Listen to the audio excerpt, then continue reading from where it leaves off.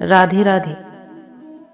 भगवान श्री कृष्ण कहते हैं कि क्रोध के समय रुकना सीखें, गलती के समय झुकना सीखें। अगर दूसरों के दुख को देखकर आपको भी दुख होता है तो समझ लेना कि भगवान ने तुम्हें इंसान बनाकर कोई गलती नहीं की है।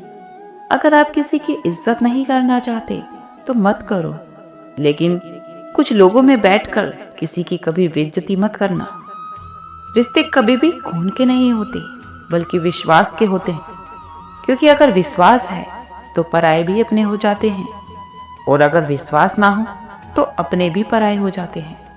पेड़ कभी भी फूलों के गिरने से परेशान नहीं होता, वो हमेशा नए नए फूलों को खिलाने में मस्त रहता है।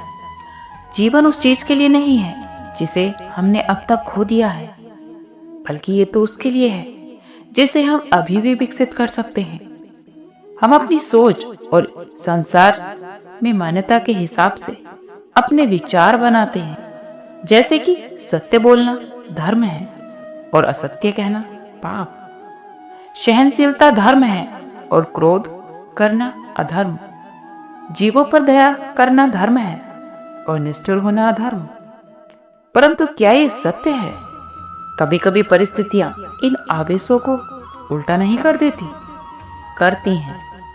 अगर इस संसार में कुछ धर्म है, कुछ पुण्य है, कुछ महान है, तो वो है परिस्थिति के हिसाब से चलना। जटायु तो आपको याद ही होंगे, जिन्होंने रावण पर क्रोध किया था, उस पर आक्रमण किया था। उस समय जटायु का क्रोध पाप नहीं था, वो उनका धर्म था।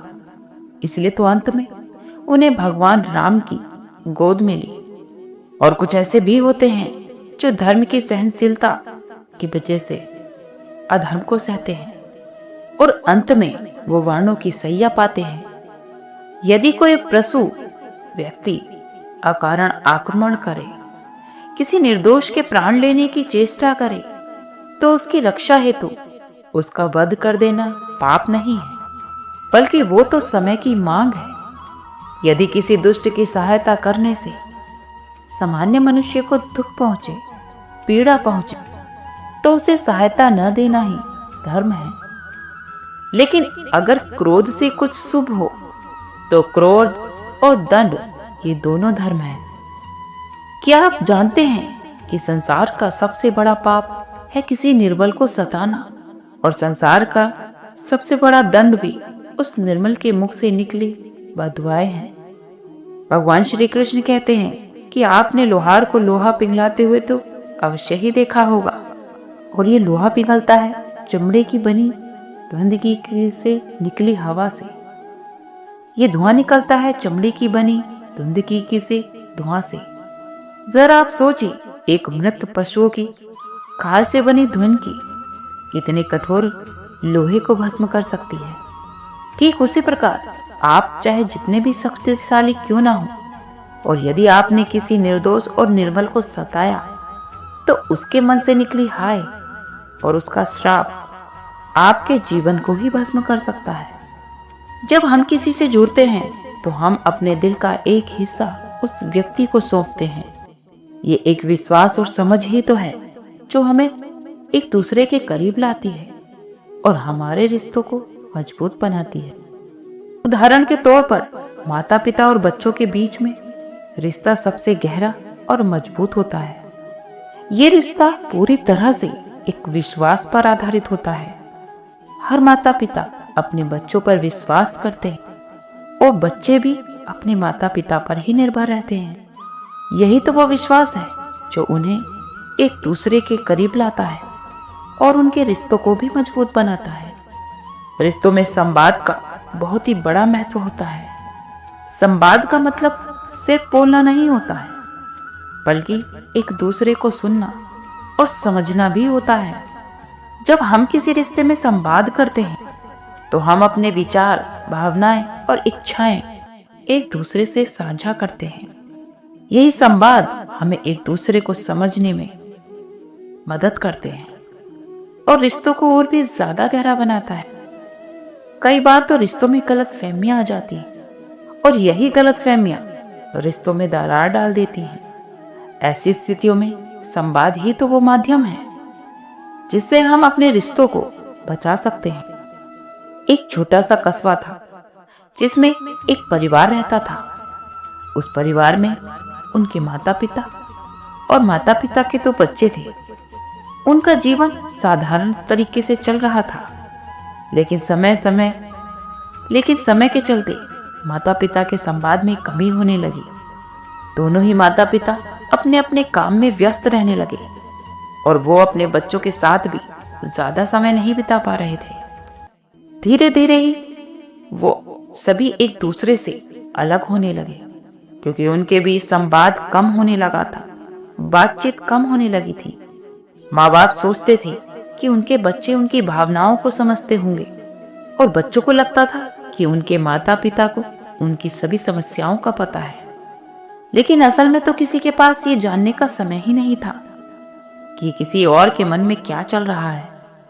एक दिन उनके बच्चे किसी बात से बहुत परेशान हुए, लेकिन उन्होंने अपने माता पिता को कुछ नहीं बताया। दूसरी तरफ माता पिता भी अपने काम के तनाव से गुजर रहे थे, लेकिन बच्चों से उन्होंने भी कुछ नहीं कहा। धीरे धीरे घर का माहौल तनावपूर्ण होने लगा और वो सब हमेशा अकेलापन महसूस करने लगे। एक दिन परिवार में एक बड़ी बहस हुई। ये बहस एक छोटी सी बात से शुरू हुई थी, लेकिन उसमें हर कोई अपने दिल की भड़ास निकालने लगा। बच्चों ने अपने माता पिता को बताया कि वो खुद को कितना अकेला और अनसुना महसूस कर रहे हैं, और माता पिता ने भी अपने बच्चों के सामने अपनी चिंताओं और परेशानियों को साझा किया। उस दिन सभी को महसूस हो गया था कि उन्होंने एक दूसरे से बात करना ही बंद कर दिया था, एक दूसरे के साथ समय बिताना ही बंद कर दिया था, जिससे दूरियां आने लगी थी और रिश्ते कमजोर होने लगे थे। परिवार के सभी सदस्य इस बात पर सहमत भी हुए कि आपस में बातचीत ना करने की वजह से, संवाद की कमी होने की वजह से उनमें आपस में दूरियां बन गई थी। उस दिन उन्होंने ये तय किया कि वो नियमित रूप से एक दूसरे से अपनी बात साझा करेंगे, एक दूसरे के दुख सुख को जानेंगे, एक दूसरे से बातचीत करेंगे और एक दूसरे की बातों को ध्यान से भी सुनेंगे। उसके बाद ही परिवार का माहौल बदलने लगा।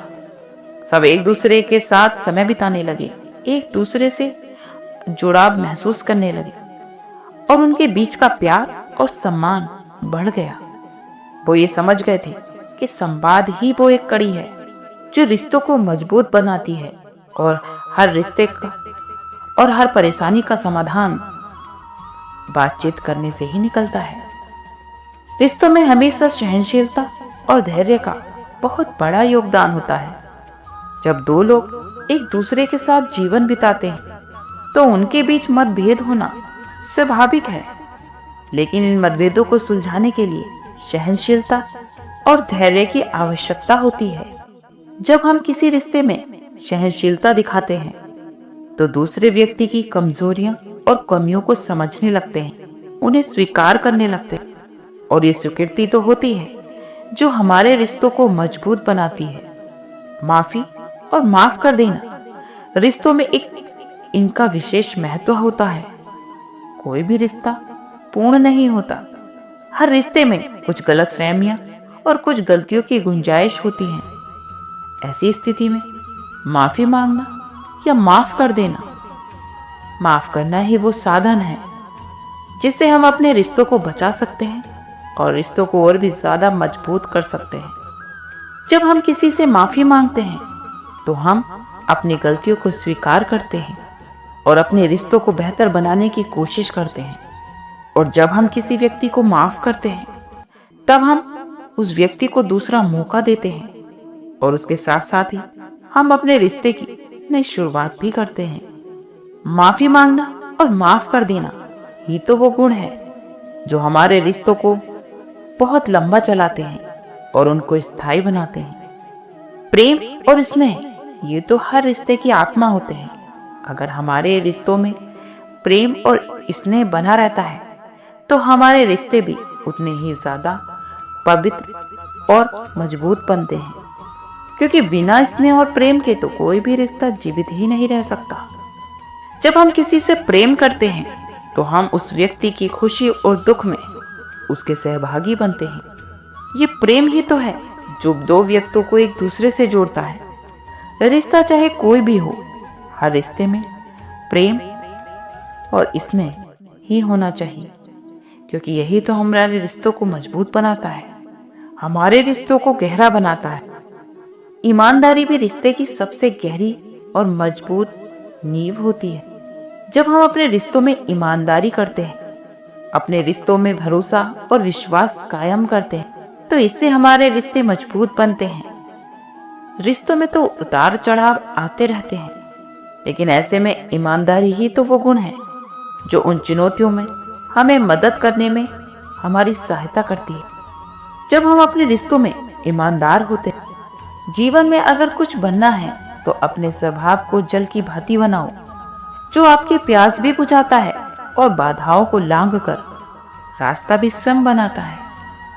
किसी पत्थर की भांति मत बनो जो दूसरों का भी रास्ता रोक लेता है। जो झुक सकता है वही तो संसार को झुका सकता है, क्योंकि अकड़ दिखाने वाले तो हमेशा टूट जाते हैं। आप जानते हैं कि इंसान की सबसे बड़ी कमजोरी क्या है? अपने आप की तुलना हमेशा दूसरों से करना। ये बात याद रखिए कि सफलता कभी भी धन दौलत नहीं देखती, वो तो सिर्फ आपकी मेहनत देखती है, आपका प्रयास देखती है। इंसानियत आदमी को इंसान बना देती है। समय वो तराजू है जो बुरे वक्त में अपनों का वजन बता देता है। खुद को हमेशा ऐसा बनाओ कि जहां तुम हो वहां तुम्हें सब प्यार करें, और जहां से तुम चले जाओ वहां तुम्हें सब याद करें, और जहां तुम पहुंचने वाले हो वहां सब तुम्हारा इंतजार करें। बुरा लगे ऐसा सच जरूर बोलो, लेकिन सच लगे ऐसा झूठ कभी मत बोलो। हर इंसान को अपनी ईमानदारी कभी नहीं छोड़नी चाहिए, क्योंकि ये ईमानदारी ही है जो रिश्तों को मजबूत बनाती है, दो लोगों में प्रेम और विश्वास को बढ़ाती है। इसलिए कभी भी अपनी ईमानदारी को खोना नहीं चाहिए। अपने रिश्तों में हमेशा प्रेम बनाकर रखिए। आज के लिए इतना ही। कल फिर मिलते हैं एक नई वीडियो के साथ। खुश रहिए, स्वस्थ रहिए।